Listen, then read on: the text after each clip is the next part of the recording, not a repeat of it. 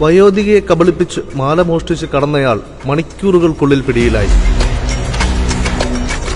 പശ്ചിമ ബംഗാൾ സ്വദേശി Hasmath ഷേഖിനെയാണ് Ernakulam rural Kothamangalam police അതിസാഹസികമായി പിടികൂടിയത്. ചൊവ്വാഴ്ച വൈകിട്ടായിരുന്നു സംഭവം. പുതുപ്പാടി സ്വദേശിയായ വയോധിക വീടിന്റെ സിറ്റൌട്ടിലിരിക്കുന്ന സമയം ഇവരുടെ സമീപെത്തിയ ഹസ്മത് പറമ്പിൽ പാമ്പുണ്ടെന്ന് പറഞ്ഞ് വീട്ടമ്മയെ പുറത്തേക്കിറക്കുകയായിരുന്നു. വീട്ടമ്മയുടെ ശ്രദ്ധ തിരിച്ച ഹസ്മത് മാല പൊട്ടിച്ച് കടന്നു കളയുകയായിരുന്നു. പരാതി ലഭിച്ച ഉടൻ തന്നെ കോതമംഗലം പോലീസ് അന്വേഷണം ആരംഭിച്ചു.